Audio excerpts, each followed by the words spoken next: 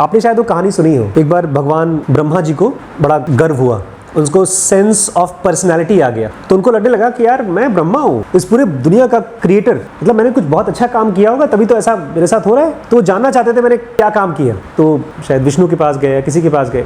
तो उस समय वो विष्णु जी अपना कॉपी पेन निकाल करके कुछ बही खाता में लिख रहे थे, चीटियों के साथ काम कर रहे थे, एक एक चीटी को काउंट कर रहे थे। वो चीटी उसके नाम पे 200, ये वाली चीटी 500, ये वाली चीटी 300। तो ब्रह्मा जी बोले मुझे आपसे बहुत जरूरी बात करनी। बोलते रुको रुको रुको पहले काम कर लूँ। तो बोले करिए। भगवत गीता पढ़ रहे हैं हम लोग,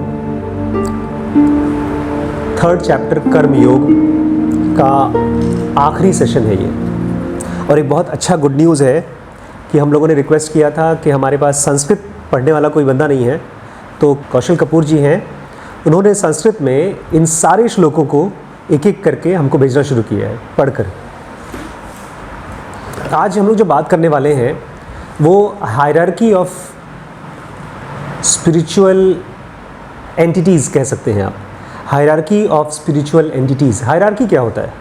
लेवल्स, ऊपर लेवल्स। एग्जाम्पल दीजिए। जैसे कि एनिमल्स और ह्यूमंस हैं, तो ह्यूमंस टॉप पे आते हैं। इस घर में बताइए कौन सबसे ऊपर है, कौन बॉस? बड़ी मम्मी, सीईओ, फिर मैनेजर। इस घर में बड़ी मम्मी, सबसे ऊपर बड़ी मम्मी, बड़े पापा, उसके बाद बड़े पापा, और उसके बाद किसकी बात मानी जाएगी? अगर मान लीजिए कोई डिसीजन लेना है कोई सामान खरीदने का, बड़ी मम्मी चाहती है तब लिया जाएगा कि बड़े पापा चाहते हैं तब लिया जाएगा? बड़े पापा चाहते हैं तब लिया जाएगा। तो बॉस कौन हुआ? ये फिर भी बड़ी मम्मी बॉस है। ठीक है।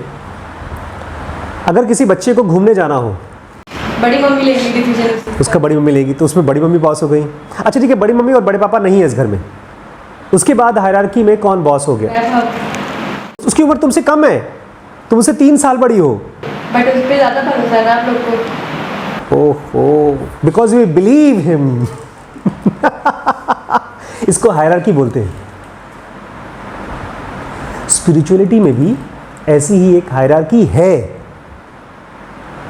पता है दिक्कत तब हो जाती है जब किसी गवर्नमेंट ऑफिस में या किसी भी जॉब में जिस आदमी की जो हायरार्की नहीं है उसको वो पोजीशन दे दी जाए।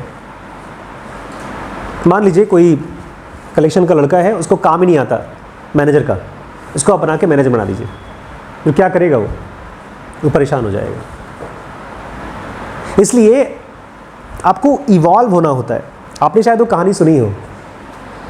एक बार भगवान ब्रह्मा जी को बड़ा गर्व हुआ, उनको सेंस ऑफ पर्सनैलिटी आ गया। हम लोग अभी पढ़े थे पतंजलि योग सूत्र में 5 हिंड्रेंस हैं सोल कॉग्निशन के, उसमें से अविद्या है और एक सेंस ऑफ पर्सनैलिटी है। तो उनको लगने लगा कि यार मैं ब्रह्मा हूँ, इस पूरे दुनिया का क्रिएटर, मतलब मैंने कुछ बहुत अच्छा काम किया होगा तभी तो ऐसा मेरे साथ हो रहा है। तो वो जानना चाहते थे मैंने क्या काम किया। तो गए किसी उनसे भी बड़े लोगों के पास, शायद विष्णु के पास गए या किसी के पास गए। तो उस समय वो विष्णु जी अपना कॉपी पेन निकाल करके कुछ बही खाता में लिख रहे थे, चीटियों के साथ काम कर रहे थे, एक एक चीटी को काउंट कर रहे थे। वो चीटी उसके नाम पे 200, ये वाली चीटी 500, ये वाली चीटी 300। पता है, सुनी कहानी? तो ब्रह्मा जी बोले मुझे आपसे बहुत जरूरी बात करनी। बोलते रुको रुको रुको पहले काम कर लूँ। तो उन्होंने करीब 300-400 चीटियों का बही खाता लिख दिया। उसके बाद बोला बताइए। बोलते चीटियों के साथ आप क्या लिखा पढ़ी कर रहे हैं? बोलते कुछ नहीं, मैं काउंट करा था कि कौन सी चीटी कितनी बार ब्रह्मा बनी है। सवाल नहीं पूछा उन्होंने। बहुत अच्छी कहानी लगी थी मुझे आपके। तुरंत इसलिए कहते हैं विष्णु को हरि कहा जाता है। पता है हरि क्यों कहते हैं? क्योंकि वो हर लेते हैं। क्या हरते हैं? आपका अहंकार, ईगो, आपकी सेंस ऑफ पर्सनालिटी खत्म कर देते हैं। इसीलिए वो सबसे टॉप पर है। ब्रह्मा विष्णु महेश में सबसे ऊपर विष्णु को रखा गया है। वो प्रेजेंट मोमेंट है। तो वही हायरार्की आज समझने वाले हैं। लेकिन उसके पहले बेचारे अर्जुन कुछ बातें पूछ रहे हैं। उन्होंने पूछा था कि पाप के बारे में अर्जुन ने पूछा था। पाप को अगर हम लोग ईजी भाषा में ट्रांसलेट करें तो एक बच्चा पूछ रहा था अभी सुबह सुबह कि मैं बहुत परेशान हूँ सर, ऐसा क्यों परेशान हूँ? उसने कोर्स ज्वाइन किया है। ऑलमोस्ट हर सुबह फ़ोन करेगा और रोएगा। बोलता है मेरे चेहरे पर पहले बहुत तेज़ था, अब नहीं है तेज़। वो कहाँ चला गया? तेज़ मतलब चमक, ग्रेस। जब मैं निकलता जैसे वो हीरो होते हैं ना साउथ इंडियन फिल्म के, जब चलते हैं तो सारे हीरो छुप जाते हैं। नहीं, उस आदमी का जेन्युइन क्वेश्चन है, वो दुखी है, परेशान है वो। तो हमारे उसका क्वेश्चन अर्जुन का भी वही था कि समझदार लोग पाप क्यों करने लगते हैं, इंटेलिजेंट लोग बेवकूफ़ क्यों हो जाते हैं, क्या होता है, क्यों होते हैं लोग समझदार लोग बेवकूफ़ियाँ क्यों करते हैं। अच्छा, अर्जुन का क्वेश्चन थोड़ा और टिपिकल है। What is it that makes one act sinfully and improperly? भगवान, वो कौन सी चीज़ है जो एक इंसान को पाप के साथ या गलत तरीके से काम करने पर मजबूर कर देती है, अगेंस्ट हिज विल, उसकी इच्छा के अगेंस्ट। ऐसा कभी हुआ है आपके मुंह से बात को निकल गई हो, बाद में आपको लगा यार नहीं बोलना चाहिए था मुझे, आप नहीं चाहते थे फिर भी आपने बोल दिया, ऐसे कि आपके अंदर में कोई बहुत बड़ी फोर्स ने, आपको भूत प्रेत ने आपसे बात बुलवा दी। एस सेंटर के बारे में पूछ रहे हैं अर्जुन। नहीं, वो पूछ रहे हैं ऐसी कौन सी चीज़ है जो करवाती है। तो इसका कृष्ण आंसर देते हैं, 39 नंबर श्लोक है, उसमें कृष्ण कहते हैं, even the wise and learned are seen to be covered by force of lust. समझदार और पढ़े लिखे लोग भी लस्ट से ढके हुए हैं, which is insatiable like raging of fire. और लस्ट की एक खास क्वालिटी है, उसकी भूख कभी ख़त्म नहीं होती, वो आग की तरह है। आग पूरा जंगल जला सकती है, हजारों एकड़ जला सकती है, ख़त्म नहीं होती। उसके बाद भी अगर और उसको मिल जाए तो उसको भी जला देगी, और फिर भी बेचारी मासूम सी एक चिंगारी जैसे लगती है। लस्ट भी ऐसी होती है, हम लोगों को करोड़ों जन्मों से जला रही है, और वही लस्ट है जो कृष्ण कहते हैं जो पढ़े लिखे लोग और समझदार लोगों को भी परेशान करती है, उसी की वजह से लोग गलत काम करते हैं। नेक्स्ट श्लोक में कृष्ण कह रहे हैं, 40th श्लोक, overwhelming the embodied soul and clouding its knowledge, lust takes charge through the senses, mind and intelligence। बाप रे, ओवरवेल्म कर देती है। ओवरवेल्म मतलब, मैं जानना चाहता हूँ वो मोमेंट, मैं चाहता हूँ माइक दे दो गौरी को, वो मोमेंट के बारे में बताओ गौरी, जब तुम्हें लगा कि यार ये ट्रिप तो लेना बनता है। वो मोमेंट बताओ जब तुमने डिसाइड कर लिया कि जाना है, बस मेरी फ्रेंड रेडी हो जाए और पापा मम्मी रेडी हो जाए तब तो मुझे जाना ही जाना है।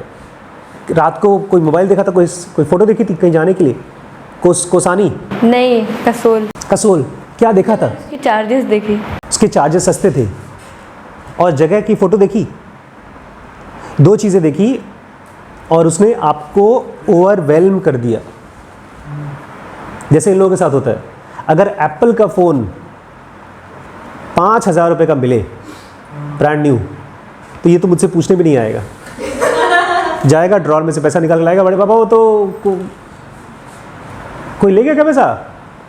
अरे नहीं, वो आप ही कहते हैं ना कि क्वेश्चन में तो ले लिया गया। उसका नॉलेज के ऊपर पूरा बादल ढक जाता है और लस्ट मालिक बन जाता है। कैसे? वो चार्ज करता है, अपना चार्ज लेता है, मालिक बन जाता है इंद्रियों के ज़रिए, माइंड के ज़रिए और इंटेलिजेंस के ज़रिए।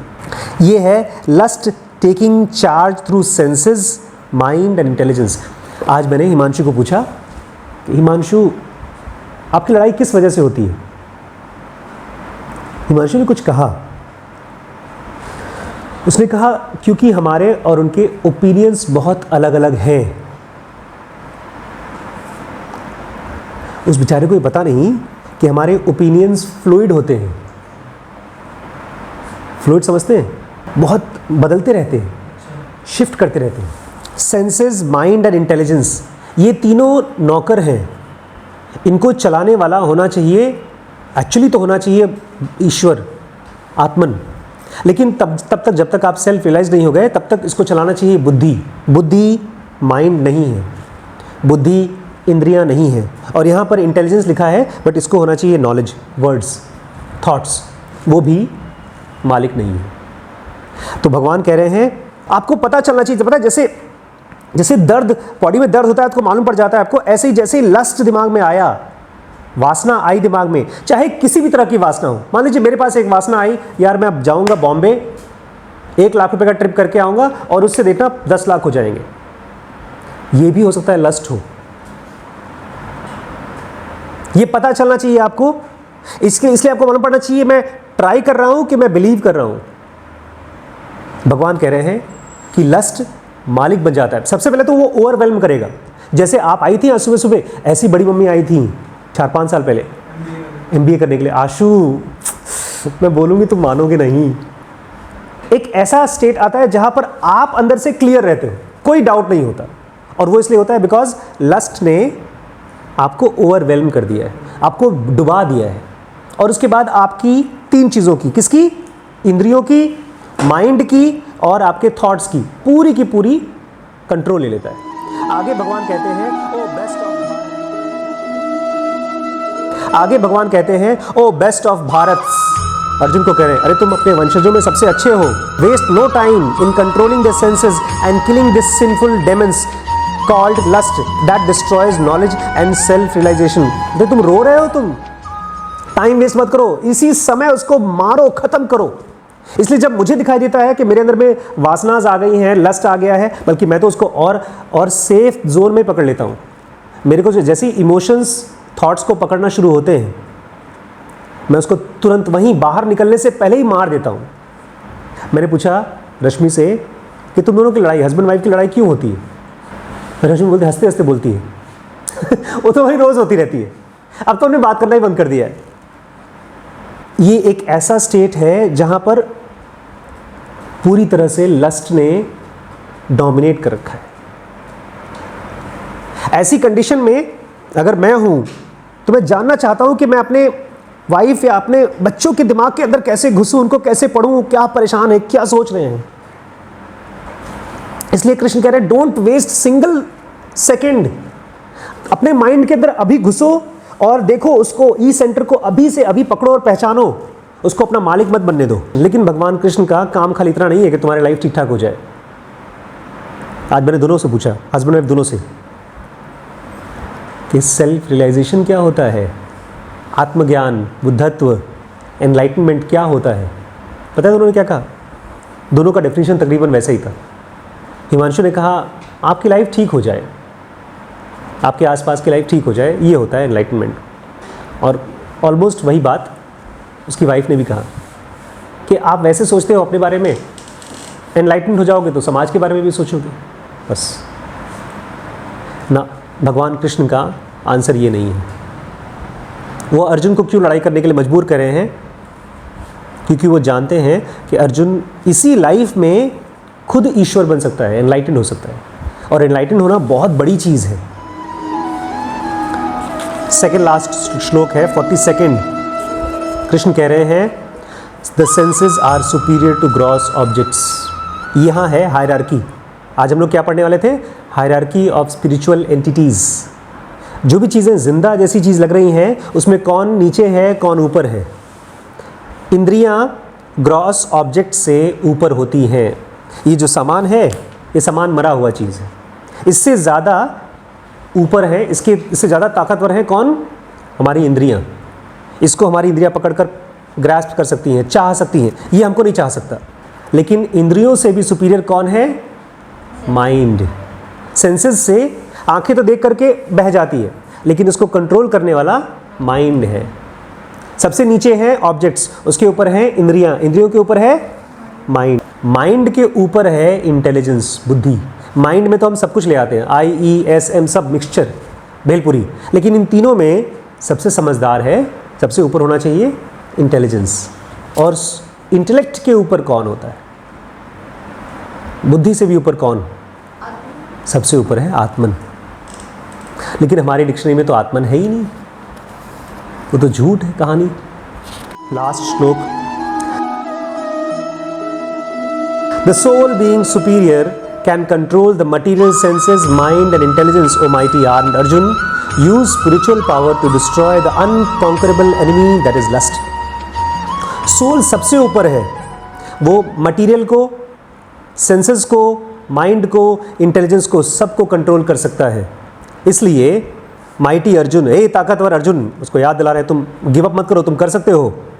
अपनी स्पिरिचुअल पावर को यूज़ करो और डिस्ट्रॉय करो इस दुश्मन को जो कि लस्ट है। तुम्हारे दुश्मन तुम्हारे सामने नहीं खड़े हैं, तुम्हारा दुश्मन तुम्हारे अंदर, दिमाग के अंदर में लस्ट के रूप में खड़ा है।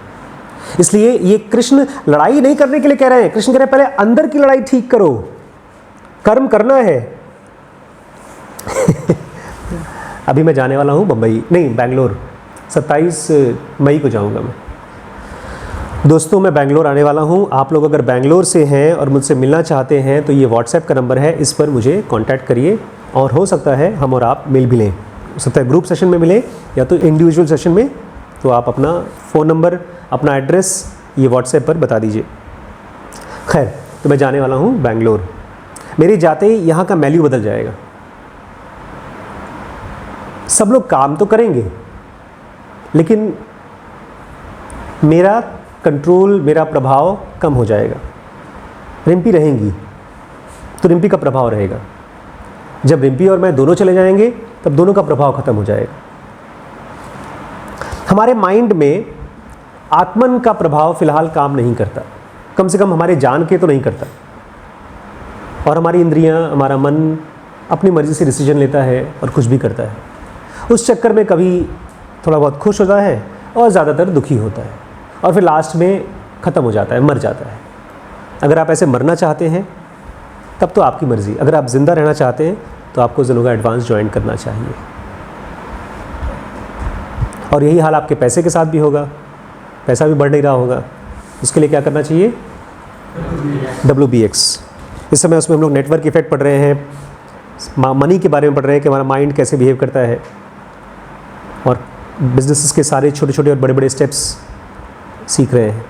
अच्छा हाँ, लास्ट में बता दूँ, पैसे की चिंता मत करिए। आप जिस बजट में करना चाहते हैं, हमारे सारे कोर्सेज़ के प्राइस टैग्स हैं, लेकिन आपके बजट से हम ये कोर्स आपको करा रहे हैं। तो ये व्हाट्सएप पर आप कांटेक्ट कर सकते हैं और कोर्स ज्वाइन कर सकते हैं। अपने माइंड में दिया जलाइए, सोल का दिया, अदरवाइज़ अर्जुन की तरह आपकी हालत हो जाएगी। और अगर बहुत दिन तक अर्जुन की तरह रहे तो अर्जुन भी नहीं रहेंगे आप। उससे अलग हट करके किसकी पाली में आ जाएंगे? कौरवों की। कल पढ़ेंगे हम लोग नेक्स्ट चैप्टर नंबर 4, ज्ञान, कर्म एंड संन्यास योग। भगवान ने कुछ बोलना शुरू किया है, ऐसी कुछ बात कही है, उसको सुनते ही आप कहेंगे बाप रे बाप, बड़ा फेंको आदमी है भाई। और अर्जुन ने खुद कहा, भगवान क्या फेंक रहे हो आप? कल पढ़ते हैं, देखते हैं। Thank you.